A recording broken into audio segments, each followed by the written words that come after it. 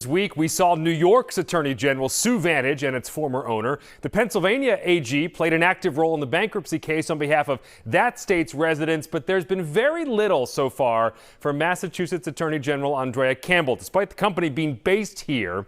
And from what she said today, it doesn't sound like customers, some of whom lost tens of thousands of dollars, will get much else. I want to talk about Vantage Travel, which is a Boston-based cruise company. On WCVB's On the Record, Massachusetts Attorney General Andrea Campbell making her first public comments about the abrupt shutdown and bankruptcy of Boston-based Vantage Travel. For months, the cruise and tour company was suddenly canceling trips, stopped paying contractors, and then shut down altogether. There are so many people, including myself, that are out of thousands of dollars. Carolyn Zatic lost $32,000 for trips she paid for but never got to take.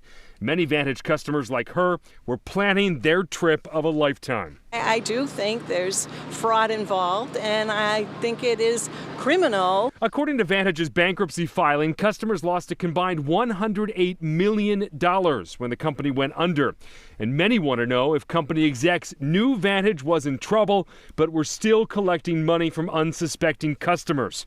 Rob Hurt runs an online customer Facebook group and singled out the Massachusetts Attorney General when he spoke with us at a bankruptcy hearing back in July. The lack of any support from the Massachusetts Attorney General's office. We haven't heard from her, and we don't know where she stands on this. We now know that $108 million in customer money was lost. Is your office investigating, if I use the word fraud, is your office investigating that fraud? Or what happened there? I'll just believe it. We are taking on Vantage Travel. The Attorney General says her office has helped customers get refunds prior to the bankruptcy. And that's true. Although when we pressed, they told us it only amounted to $78,000 for a total of 6 individuals this year.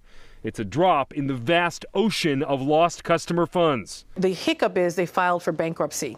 And so that really ties our hands. But what about taking other actions, possibly against the former owner of the company, Henry Lewis, who is named in New York's lawsuit? Will you sue? Will the Commonwealth sue? That's not what we're doing now, because we see the best, frankly, avenue is to go through these proceedings that already exist.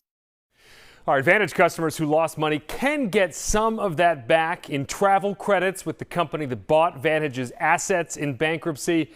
But a lot of people have told me they'd rather just have their money back.